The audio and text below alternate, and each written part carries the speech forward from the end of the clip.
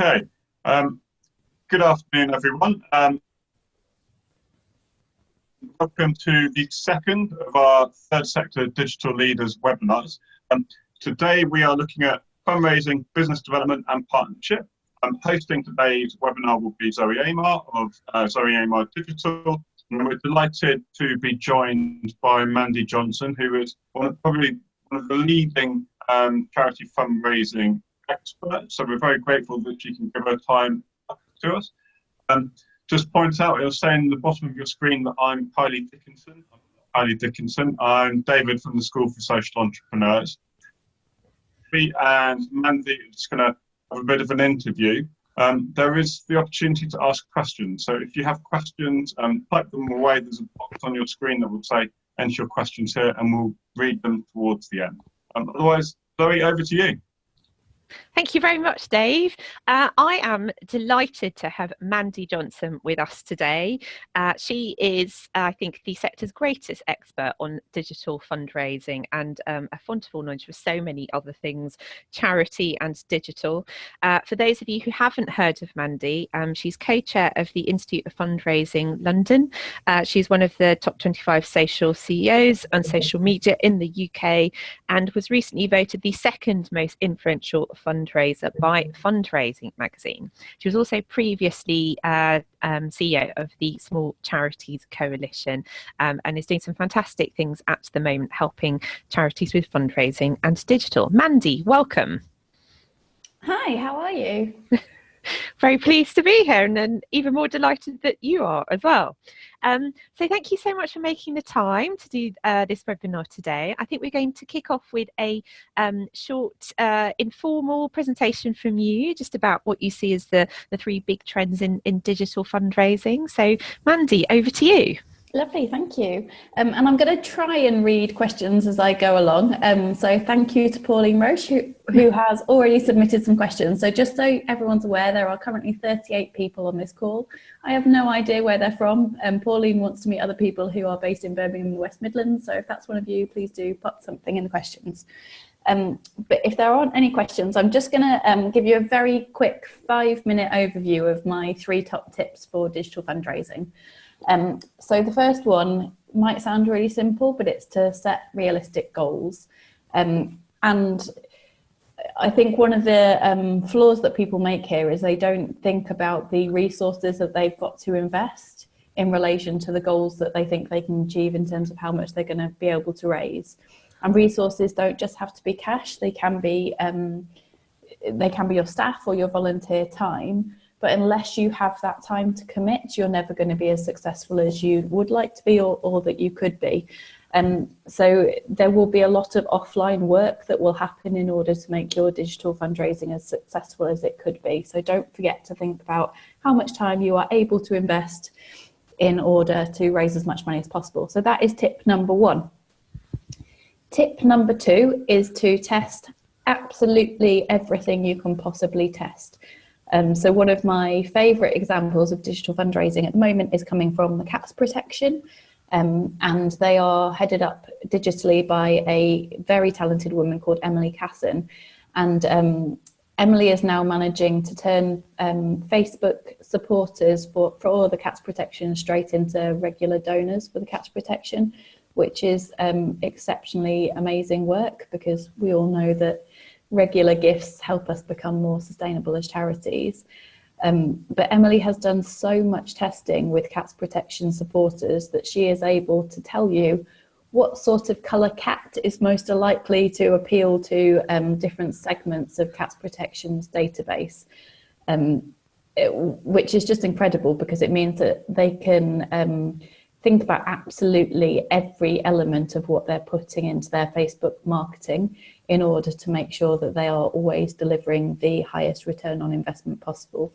So Emily's team now generates hundreds of thousands of pounds from Facebook advertising alone, because they know what colour cat to put in their pictures, what language to use, and exactly what to say, because they have tested everything. And then my third top tip is to make it as easy as possible to donate. So one of the things that really makes my heart sink is when I've been taken on a really beautiful journey by a charity that has got me to be incredibly passionate about their work. And then I get to the website or the button that they are driving me to in order to donate, and it's not a quick and easy process. So generally speaking, the time when I make my charitable donations will be when I'm commuting on my way into work. And generally speaking, that's going from St Albans to London, which if I get the right train is a 17-minute journey with multiple tunnels. So I know when those tunnels are coming up, I know how long they last for, but if whichever charity wants me to donate is going to ask me to do something that takes more than 3 minutes of time, I probably won't be able to do that because the Wi-Fi is going to cut out and I'm going to be in another tunnel.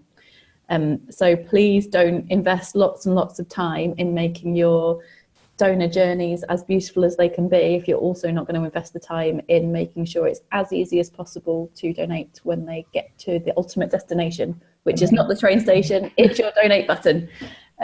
So my 3 top tips, just to summarize there, are set realistic goals based on the resources you have, test everything, and make it as easy as possible to donate. Thank you, Mandy.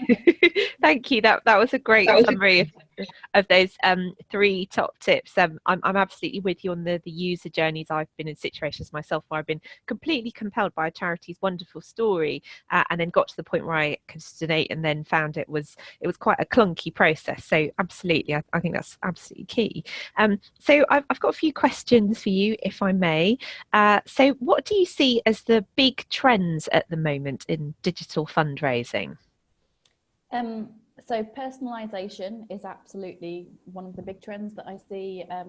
It's been around for a while, but it's really getting to where it could be. So apologies if personalization is jargon to some people. What I mean by personalization is tailoring your content to the specific needs of the individual. So now that computers will do a lot of the work for us, it is possible to send out 150 different versions of... Sorry, I'm just bringing my microphone closer to me because someone said they need the volume up a little bit, so hopefully you can hear me better. So it's now possible to send out 150 different iterations of one email or more. You can do the same with social media advertising. So you can send out essentially the same thing but written in different language or using different images that are more likely to appeal to individuals, and using the right tools will help you to do that. So that's personalization is a big thing. The other thing that I think is really coming up at the moment is audio. So people having podcasts or people exploring what they can do on Alexa tools. And I guess I'm particularly interested in this because Alexa has somehow become part of my family. And I know that I'm not alone. So I've got a 2-year-old and a 4-year-old, and both of them do ask Alexa to sing nursery rhymes to them, or when they have their friends over, they will ask Alexa to play musical bumps with them. And so, the future generations are using audio as though it's a normal thing to do, which I think provides an amazing opportunity for fundraising charities to think about how they can be present in their donors' lives more often, and how they can make donating a different experience by making it audio only. I think that's a really good point. We were talking about this, weren't we, last week, Mandy, about why more charities aren't using podcasts to make a fundraising ask. So yeah, I think that's a really interesting point. Yeah, and so there's research that shows if you listen to someone in your headphones, you feel more personally connected to them and you trust them more. So actually it could potentially be one of the most impactful fundraising asks if we manage to get it right. So you can be quite passive whilst you're watching an advert on TV, but putting someone inside your head, which is literally what we do when we put headphones in, means that they're absorbing our information in a different way. That's so interesting. I mean, it's a really intimate thing, isn't it? Which I guess is where the potential for fundraising is. And if there are any charities who are doing that, who are using podcasts for fundraising, I'd love to hear from them. I think that's really interesting approach. Brilliant. Okay, so what do you think leaders need to do, Mandy, to plan for these trends? So I think paying attention to what's going on in the outside world is always incredibly important to leaders. I'd like to say that I would always think the bigger charities should be the ones to lead at the forefront and test things. However, in reality, I see lots of small charities doing that. So I think we can both learn a lot from each other. So I would advise bigger charities to be watching what the smaller charities are doing, and smaller charities to be watching what the bigger charities are doing, and seeing where we end up in the meantime. I guess I think the best leaders in our sector are those that always have money available for testing. And if you don't have money available for testing new things, then you're actually putting your charity at more of a risk than if you are testing the things of the future. So I was actually reading an article this morning that surprised me to find out that regular giving in France is dropping. So the reason that surprised me was because I know it's really dropping in the UK at the moment. People are signing up for direct debits a lot less. And I think there's a lot of charities struggling. It turns out they're struggling across Europe, not just in this country, because they haven't been testing the next thing that's going to replace direct debits or regular giving. So, unless we're planning for the things that work now not working in the future, we're not setting ourselves up for success. It feels like racing towards the cliff edge to a certain extent, doesn't it? So that's how leaders need to prepare for it. So obviously by testing, making sure that they are preparing for this brave new world of fundraising, whatever it looks like. One of the things that we were talking about last week was obviously about the other side of using digital to generate income. So we talked about digital fundraising, but also we were talking about how leaders can use digital to develop partnerships, which I know you and I both think is a really underutilized opportunity in the charity sector. So can you tell us a bit more about how leaders can use digital to develop some partnerships? Yeah, absolutely. And so one of the questions that people have asked there is, what can the board do? So I think a leader's role in terms of being on the board and being part of an executive team is to be very clear about what you stand for as an individual, as well as what the organisation stands for, so that you become someone that people want to work with. So when I was the Chief Exec of Small Charities Coalition, we started to get companies approaching us asking whether they could be associated with me as an individual as well as with the charity. So I became an extra cherry on top of the icing on our delicious cake. And so I think there's something to be said for that. There's something to be said for adding a personality to the organisation, and that will make you stand out. So I think it's every charity leader's responsibility to make sure that they are as attractive a proposition as the charity is to partner with. And that only becomes clear if you're clear externally about what you stand for, what your values are, and what your mission is for the world. And why do you think more charity leaders aren't doing that at the moment? Because so often when I talk to you about this issue, I think, gosh, it seems like an absolute no-brainer. I wonder why more charity leaders aren't going down this road, as well as obviously investing in digital fundraising too. Why do you think more charity leaders aren't doing this at the moment so much? I think probably two reasons. One is that they're scared. Putting yourself out there can feel really scary. It's very different to the way that leadership used to happen. So, you'd be able to make a statement a few times a year, and that's all that everyone heard from you, and that's it. So it's a really different way of operating. So fear is definitely a factor, but I think we're all massively stretched in terms of resources. And I run training courses for charity chief execs about social media, and I start by asking questions like, what's everyone doing, and when are they doing it? And those that seem to be doing it well, and I say well, are doing it in their spare time. So they are doing it in their evenings and weekends, and they're not taking time off in lieu for that, which means that they're just adding it onto a very heavy workload rather than recognizing it as something that needs to be prioritized as part of a normal workload. Yeah, so capacity is obviously a real challenge, isn't it? So yeah, I'm sure Absolutely. this is something that will come up a bit more as part of the Q&A. We just had a comment actually about lessons that apply to the wider third sector as much as charities. I think the point about digital business development is something that's equally useful whether you're a charity, a social enterprise, and also in the public sector as well. Unless, do you see any differences at all in terms of approach? Not at all, actually. So the question that you just asked me about why leaders don't do that, I'm actually with an organisation today that's a for-profit organisation, has no charitable aims at all, and I'm working with their chief exec to establish what their strategy is going to be in relation to digital business development. It is exactly that. So we're mapping out what the company does, their why, like why the company exists, what they want to achieve, and what her personal brand looks like within that, because they want companies and clients to be approaching them rather than them constantly doing all the outreach, in the same way that charities don't want to constantly be recruiting new supporters. They want supporters to come to them. So I think the two are completely, it works the same for whether you're fundraising or doing normal business development. Interesting.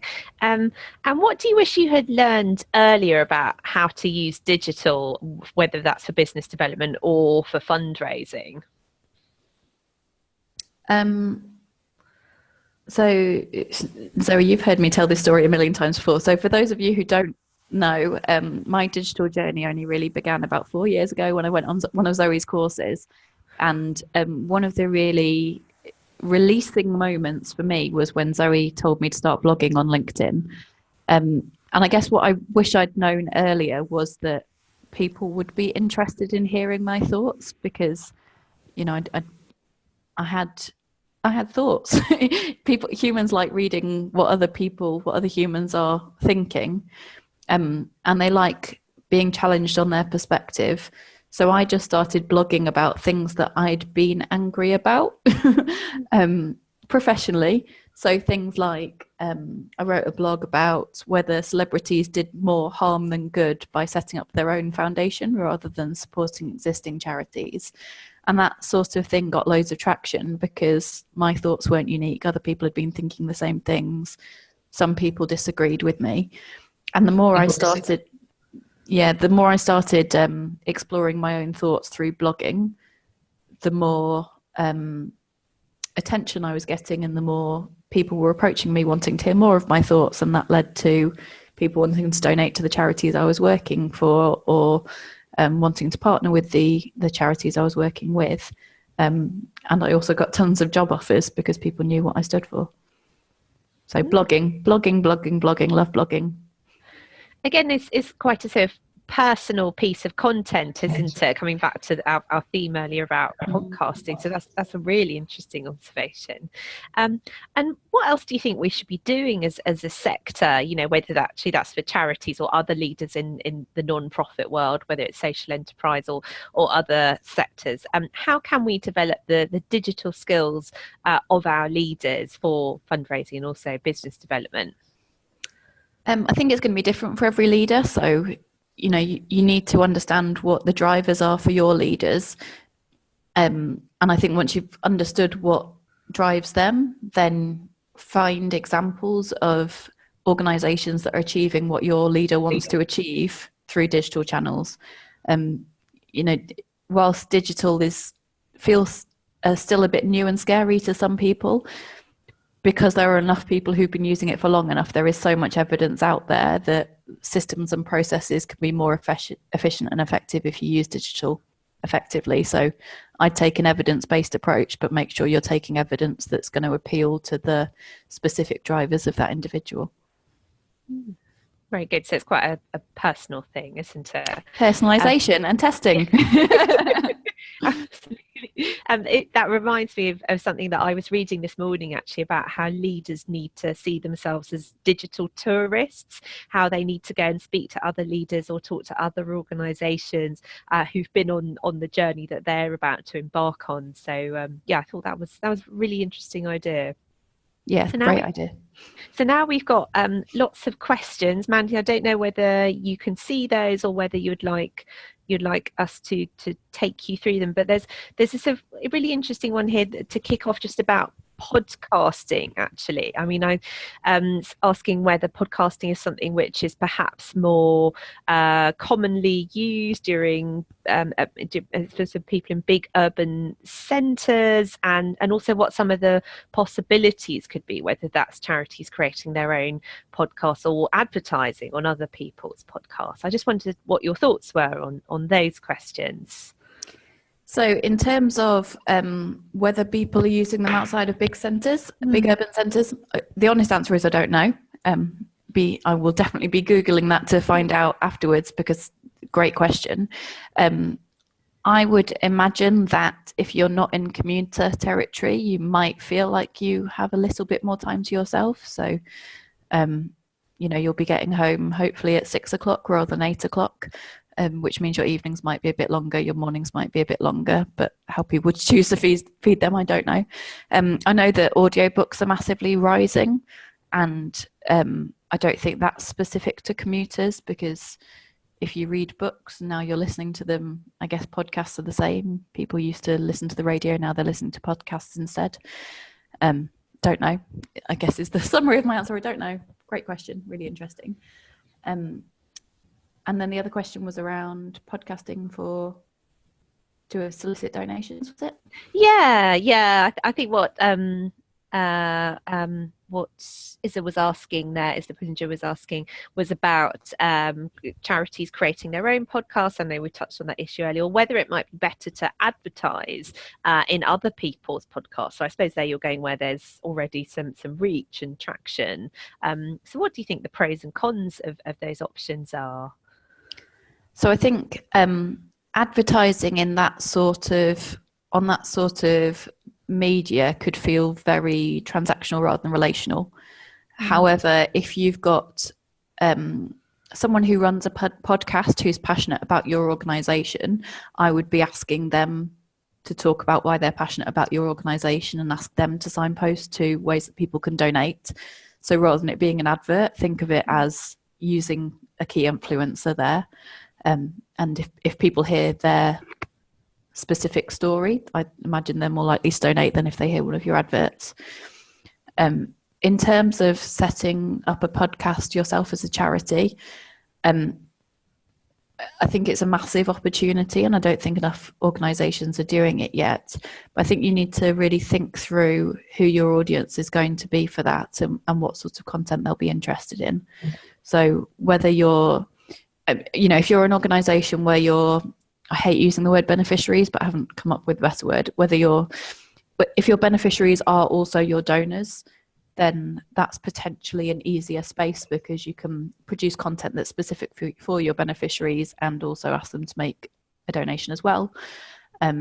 However, if your beneficiaries and your donors are completely different types of people, I would be probably aiming content at the people who give to you. So you might want to be interviewing beneficiaries or people who can talk about the importance of your work, so that you're bringing that to life on a regular basis. It's a massive opportunity there for storytelling. Absolutely. Yeah. So we've got another great question here from Darren Armstrong. How can we get experienced digital people from the commercial sector working with the third sector, so they can then use their expertise to boost fundraising and improve digital skills across the sector? Great question. I guess the simple answer is to ask. I don't think we do enough asking. So when I was at the Small Charities Coalition, I formed a partnership with a big arm of Amazon, because they wanted to volunteer some of their staff time. So we worked with them to create a new volunteering project basically, and they allocated 12 members of staff to a project that was specific to us, and they each gave us 1 day a month for a minimum of 6 months, and we worked on a huge project together, which was super exciting. But that only happened because we were very clear about what we wanted to achieve as an organisation strategically, so we could be very specific with them about what we needed from a volunteering perspective. But there aren't many companies out there who aren't interested in volunteering. So to put that the other way in a positive language, most companies want their staff to volunteer. There's so much evidence that shows that if corporate employees volunteer for charities, then they will be happier in their workplace and they will think that their company is better and doing more good. So if there are specific things that you need help with, I would recommend asking. And actually, I gave that piece of advice to a small hospice that's based in Oxford last week. And originally they wanted to get a sponsor for a new initiative that they launched last year, and they weren't being very successful. And I said, why do you think you're not being very successful in securing a sponsor? And they said, well, the event isn't actually that good. We've still got lots of work to do to get it to be as good as we want it to be. And I said, well, why don't you approach a company and ask them to make your event better first? And then once they've made your event better, they'll be bought into it, and then they might think about sponsoring it in the future. So they're now working with the largest company in their region, and that company is doing market research with their customers to find out what their customers would want from the event. And they're mapping out each stage of the fundraiser's journey to make the event as profitable as it can be for the charity. So, you know, if you don't ask, you don't get, and they asked and they've got far more than they were expecting to. So yeah, my advice is ask, be specific, be strategic, and ask. So know what you want and make the ask, and most importantly, don't be scared to ask as well. Absolutely, yeah. Excellent. Wow, we've got lots of good questions coming in here. So Pauline's asked about mobile giving and contactless donations. So I was wondering whether you had any examples of charities who you think are doing that well. Yep. So I think Scope is doing it really well in their charity shops at the moment. I don't know whether it's a test in my local area or whether they've rolled it out, but if you go into my local Scope charity shop, you can sign up in less than 2 minutes to sign up for gift aid, and every time you make a donation in one of their stores of stuff, you can just type in your postcode and your surname, and it automatically prints out a gift aid label. So whilst that's not a cash donation straight away, it does mean that they're getting gift aid on a lot more of their stock donations because they've digitalized it and made it super easy for everyone involved, including the volunteers in the charity shops. I actually walked past a guy, so anyone who attended my third sector digital leaders course earlier this week has already heard, or last week has heard this story, but I walked past a busker on the tube the other day who had his mobile phone out on a stand with a sign saying tap for to donate £2. So he'd bought a contactless donation system which was linked to his phone. So all I had to do was go up, I waved my direct debit card, but I could have waved my phone and paid by Apple Pay to donate £2 straight away. So contactless donation is such a simple thing to get set up. I don't know why every single charity isn't doing it. It'll cost you about £30 to do it simply. So yeah, dead easy. Everyone should do it. So some nice examples there, and surprisingly low barriers to entry as well, as you were saying, in terms of costs. Absolutely, yeah. Got a question here from Jackie. Has anyone experience of using Mail, which is a pay-as-you-go digital marketing tool? And she's also asked if you've got any recommendations for a medium-sized charity. I've never heard of Mail or Mail. Never heard of them, sorry.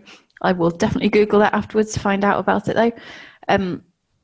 In terms of, I've spent the last few years solely focusing on the smallest charities. And I guess my recommendations is that you can pretty much do everything the big charities can do. It just might not look as fancy.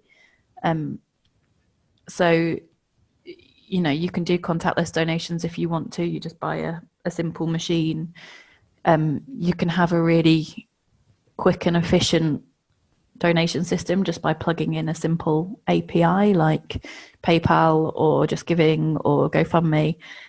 So I would be looking at all of the major companies that make payment easy on their websites, and all of them will have an API that you can plug into your website without having too much tech experience.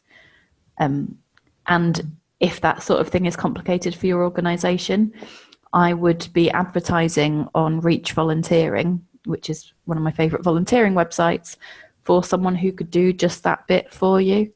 So if you haven't heard of Reach Volunteering, you can write really specific job descriptions, and you are only allowed to be a volunteer on their platform if you've got 3 years or more experience in your specialized field. So ask someone if they can help you put in an API plugin, and to some people they'll be able to do that in an hour. Excellent, thanks, Mandy. And then I've got a sort of related question here from Isla Pullinger. She says, you talked about needing to make the donor journey as smooth as possible. In terms of Facebook fundraising tools, do you have a view on using their system for making a donation or sending them off Facebook to your website? That is a great question. And she's put pros and cons. Yeah, I could write a whole list of pros and cons there. So I think there's also like an ethical question in there about whether Facebook really is the place that you want to be running your financial transactions through. I think with Facebook as well, there's always the risk that they're going to change the algorithm in the future. So, you know, their history shows us that they like to get us hooked on using their tools. And once we're hooked, then they will start charging. So I think there's a big risk there in the fact that you won't own any of the proprietary software that goes into it, and can't, you know, you don't have any say in whether that gets changed or not. And then there's this other piece about sacrificing the donor details. So to me, that's quite huge. Not knowing who your donors are and why they're giving to you is massive. So think about that. Where I think Facebook Donate strength lies is in your supporters raising money for you rather than you driving people there yourself. So people running birthday fundraisers is brilliant. You don't have to do anything. You just have to accept that it's not you who would say thank you to the people who are donating.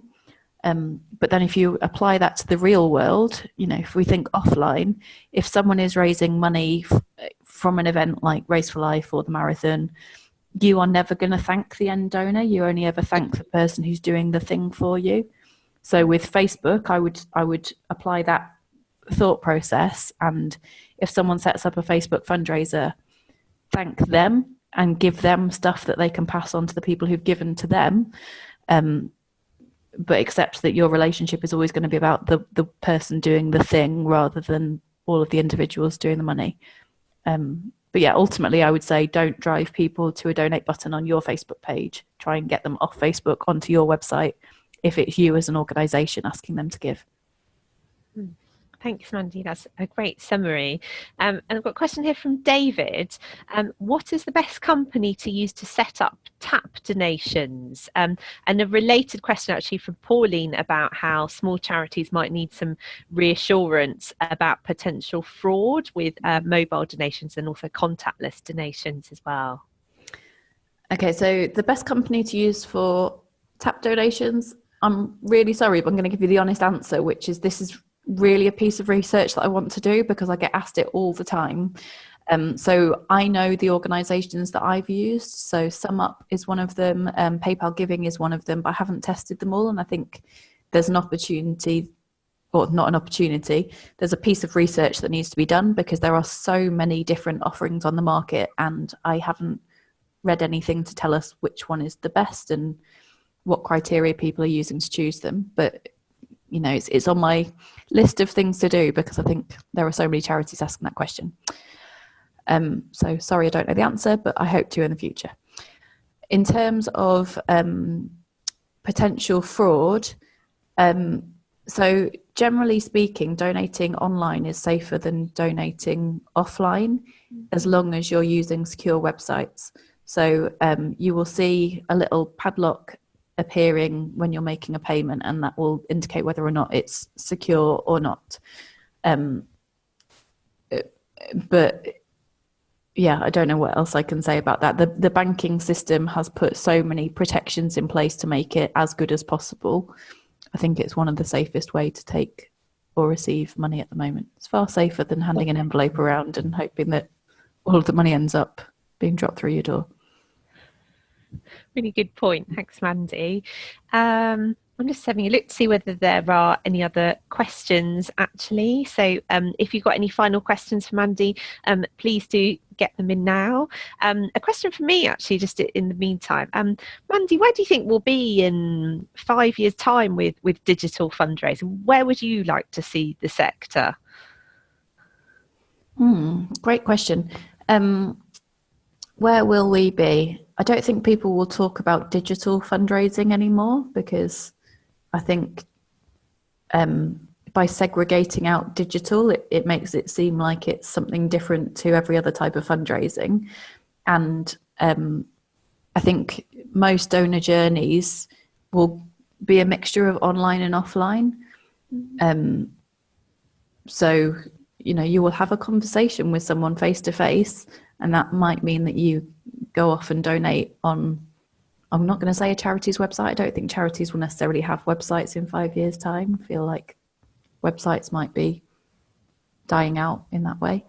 But yeah, I think it'll just be seen as a normal part of a journey, and therefore there will be techie people who will help optimize stuff, but there won't be digital fundraisers. There will just be fundraisers who understand every way in which we are making contact with our supporters. Interesting. I look forward to this bold new era of no websites. There's only one listing to look after. And then a question here from Isla. For a small organisation starting out with digital with a small amount of budget for testing, what would your initial thoughts be on where to spend it and which platforms would be best to start with? So I wouldn't start with platforms. I would start with doing an audit of your current supporter base. So I would be looking at where your biggest income streams are at the moment and where your warmest contacts are at the moment. And that would enable you to see where the biggest opportunity is for you in terms of getting the highest return on investment as quickly as possible. And once you have thought through which type of person or which type of fundraising you're going to go for. So are you going to focus on major donor fundraising or corporate fundraising or smaller gifts from individuals? Once you've thought that through, then I think you can start moving on to which platform would be the most suitable. And it may be that you're on, so she said her focus is individual giving at the moment, which is great. You've got a focus. Well done, Isla. So I'd probably start with Facebook. Either Facebook, it depends on the average age of your donor, but I'd probably be starting with Facebook because it's still the biggest platform. And at the moment, the advertising is cheap. You know, I think it's underpriced for what it can achieve at the moment. So I think it's a safe and easy place to start for most charities. So focus on Facebook once you've understood your audience needs. Thanks, Mandy. We've got two final questions before we wrap up. The first one's from Roz. How can charities start benefiting from artificial intelligence for fundraising? That's a great, very big question. So when I worked at Change.org, we used to use machine learning a lot. And I think that's an opportunity for organisations. So getting the computer to decide what communications your supporters receive, and getting your computers to do some of the testing for you, so that you're taking out human brains from the situation and replacing them with data evidence-based decision makers. Because we as humans, no matter how much we like to say that we are evidence and data based, we will always let opinions and personal beliefs wiggle in there when they aren't necessarily helpful. The other place that I'm really interested in whether we could get it right in terms of artificial intelligence is just using bots for really basic things. So, you know, if you have frequently asked questions that are genuinely frequently asked and the answers are always the same, then maybe you could bring in a bot on your website or somewhere digitally, so that you're wasting less human resource in answering the same thing over and over again and getting a bot to do it instead. So lots of potential there. Brilliant. And then a question from Jackie. We are a young people's charity. Can you use Instagram for digital marketing and fundraising? As our experience is, young people aren't using Facebook and Twitter as much as Instagram. Yep, absolutely. Yeah. Sounds like you know your audience well. If your audience is on Instagram, you can use it in exactly the same way as you use Facebook. One of the things that I read recently, there's a piece of research that's been done that showed that the longer the piece of writing underneath a photograph on Instagram, actually the higher the engagement rates generally became. So that's something to think about. You know, if people aren't just absorbing your images, they are also reading what you're writing. It's a massive opportunity for charities there. It's really interesting. So some of that long form content can actually get quite a lot of traction. It's the storytelling approach, isn't it? Exactly, yeah. And speaking of that, Pauline's asked here how to find where supporters are online, and she suggested the Ofcom reports. Is that where you would go first, or are there other resources you would suggest? I'm trying to so I gave a presentation recently and I'm trying to think where I got my data from. But I can't remember off the top of my head. So I will pass that information on to Zoe and David and make sure that gets sent out to everyone afterwards. Yeah, so that data exists. It's very much out there. I just can't remember where. Yeah. Thanks, Mandy. And just a final question from Isla. Do you have any examples of digital being used well for major donors, and how were they using it? Yes, so I was recently approached by someone from the top 100 rich list, asking me where I think they should give their money to, which was a very interesting conversation. I get approached quite a lot by trusts and foundations asking me which charities are best to give to. And I think that's because I've established myself as someone who's quite well connected within the charity sector. You know, I know a lot of charities, particularly small charities. So I know a lot of the organisations that people say are hard to reach or, you know, have less brand awareness. And I think I've established myself as a philanthropy expert. So that certainly happens for me. And when I was in a full-time job, so when I was at the Small Charities Coalition, that translated into the head of a corporate foundation approaching me and wanting to meet with me because she'd seen what I was talking about on Twitter, and that ended up in them giving us a £60,000 unrestricted donation just because she'd seen what I was doing on Twitter and thought that I was an interesting person who was worth getting to know. So yes, it absolutely can turn into major gifts. I think it's all just about establishing yourself as a thought leader in the field that will appeal to the people who are likely to donate to you. So that's really interesting because it's more about the people who work for your charity then, rather than the charity itself to a certain extent. Yeah, I think so. In terms of the charities brand saying things that might attract major donors, I guess it's just being really transparent about what your organisation needs at the moment, and giving them the knowledge that other peers are making large gifts to you. So, you know, publicly thanking people who are happy to be publicly thanked on social media, or thanking people anonymously, you know, by saying things like, we are over the moon because we've just received a gift of 100 grand. Thank you so much to that person. You know who you are.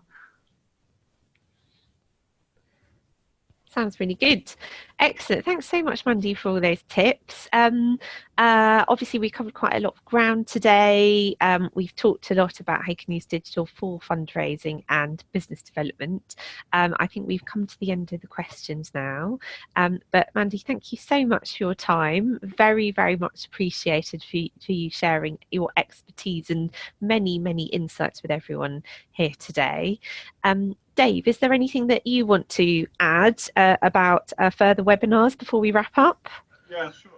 Thank you. Thank you also to the participants for all the questions which were coming through. There was a question about whether these webinars would be available after they've taken place. They will be. So they'll be on the School for Social Entrepreneurs YouTube channel initially. So if you go to YouTube and just search School for Social Entrepreneurs, they'll be coming up there. In terms of the next webinar, so we've got one on Friday, 10:30 in the morning, on when digital goes wrong and managing risk. And then again on Tuesday at 4:30 p.m, where we'll be looking at the future of work. So if the answer on artificial intelligence was something you wanted to hear more about, then we'll be covering that. As I think that's everything from me. And thank you, Zoe? Thank you again, Mandy. That was superb. Yeah, thank you, Mandy. It was brilliant. Thank you so much for sharing so many great ideas. And I'm sure you've put many charities on the road to doing even more excellent digital fundraising.